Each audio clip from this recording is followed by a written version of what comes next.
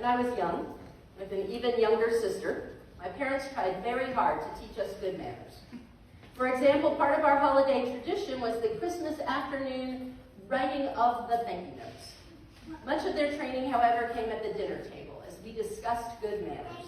My parents insisted for every meal that we be on our best behavior, elbows off the table, chewing with our mouths closed, cutting our food into bite-sized pieces, eating that one bite before cutting any further into our meat. I always wanted to cut up all my food at once to be done with it. And I would whine about not being able to do it my way. And my parents would say, when you're invited to eat dinner at the White House, you'll be glad you know the proper way to do it. And I must say, I have yet to be invited to dinner at the White House. But I am grateful that should such an invitation arrive, I will not embarrass my parents. I may be a grown-up, but I still remember how to be on my best behavior. And I will also say that nothing solidified the importance of good manners to me more than my father one night in exasperation declared bad manners night. We could just throw all rules out the window. Oh, it was awful. And made his point even more so than the idea that we might one day get to eat at the White House. In some ways, today's gospel is similar. Jesus gives the disciples good advice for how to navigate a social setting in a time period when they didn't have nice little place cards at your table to tell you where to sit when you showed up for a wedding reception.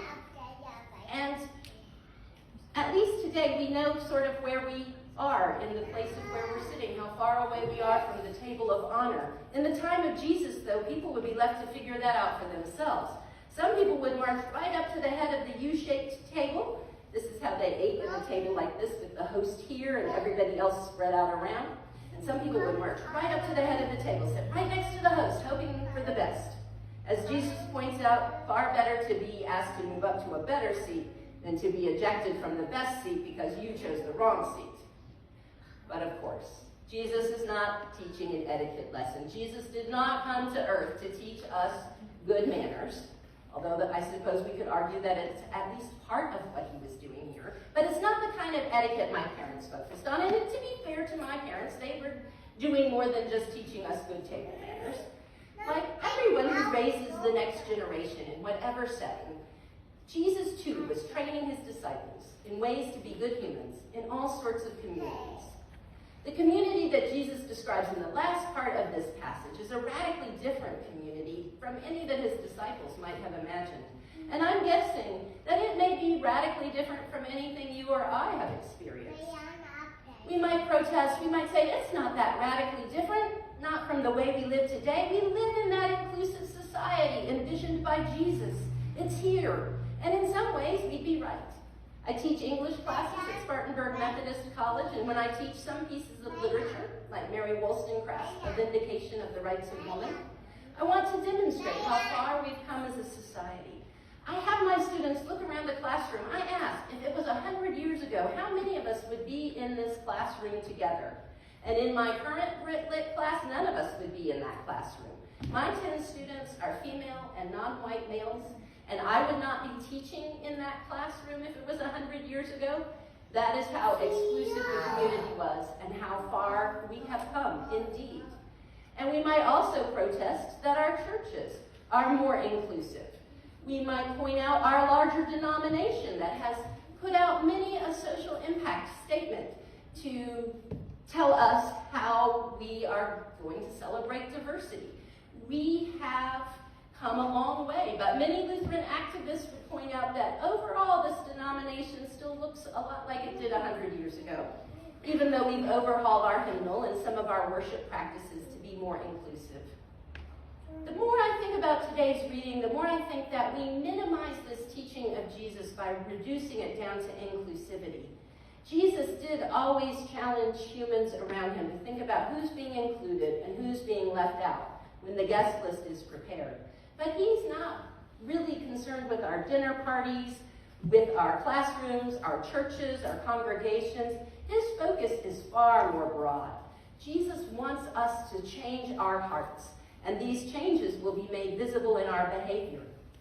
Jesus shows that he understands how transactional humans can be, how transactional we are. I'll do this for this person, then they'll do something for me, or I need to do something for this person because they did something for me. I think of high school graduation invitations. I don't know if they still send out paper high school graduation invitations, but for my own, I sent an invitation to every friend my mother ever had. She had spent years sending invitations, getting invitations from her friends and sending graduation gifts, and now it was her turn. We didn't really expect them to come many miles to watch me walk across that stage to graduate from high school. And we did not invite people we did not know. We did not go out and see who was not being included. Jesus asks us, as he always does, to look into our deepest selves, the selves we might not even realize are in control, the self that is deeply transactional, the way so many of us have been trained to be, in so many ways that we don't even remember that training. Jesus knew that much of our society sets us up to be transactional souls, striving to be invited to the guest of honor spot at the head of the table. Jesus understands how much of our motivation comes from the idea of what people can do for us, not what we can do for them. And even those of us in the helping professions might have some mixed motivations, a slightly different shade of transactional striving. When I did my chaplaincy training this summer, I was aware it was much easier for me to go to the hospital rooms of people who were open for a visit. The grumpy ones, the angry ones, those were the ones I wanted to avoid, even though they might have been the ones who needed a pastoral visit, more than the ones who welcomed me warmly. And I wish I could tell you that I'm the highly evolved human that Jesus calls us to be. I wish I could tell you I bravely marched right to that ward and went right to the rooms of the grumpy and the angry, and I stayed there until my pastoral presence transformed them into kind and gentle patience. And look, there I go again, being transactional myself, aren't I? Right here in real time.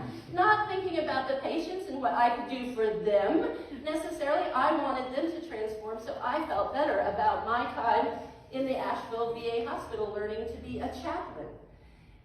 Sadly, this is an all too familiar story, and Jesus reminds us again and again that the point is not that we are being of service so that we get people to change into better patients in the hospital, not so that we get people to become better versions of themselves. When my parents gave us etiquette training, they didn't really expect that we would be invited to the White House. Although when I would ask, Dad, do you really think we're going to be invited to the White House someday? And he would say, you never know. Parental love springs eternal. No, they were training us to be better humans, regardless of which dining room we were in. Jesus wants us all to be better humans, the kind of human who can issue an invitation without any ulterior motive at all, or to make a visit without any expectation. Jesus calls on us to expand our circles to include everyone, not because of what they can do for us, not because we'll feel good when they accept our invitation. It doesn't come naturally, this issuing of invitations. And for similar reasons, we often have a difficult time believing that any gift can be freely given. We look at an invitation thinking, I can't return that favor, so I bet there's a catch. Is this the dinner party that's going to turn into a sales pitch? We think about the potential cost of accepting the invitation, and many of us give our apologies as we explain that we're just too busy. And we might do the same when God issues invitations. We might view these invitations with suspicion. Who are we that Jesus would come and live with us, immerse himself in our lives, even to the point of death? Surely there's a catch, we say. And in some ways there is a catch. The command to live lives not based in fear and transactions, but in generosity and love. Say yes to this invitation. Give up the transactional life and be free to live boldly and without fear. Be free and be generous. Say with confidence the words from our second reading from Hebrews. And I think we should do this in call and response to end. So I'll say a line and you'll say it back. Ready?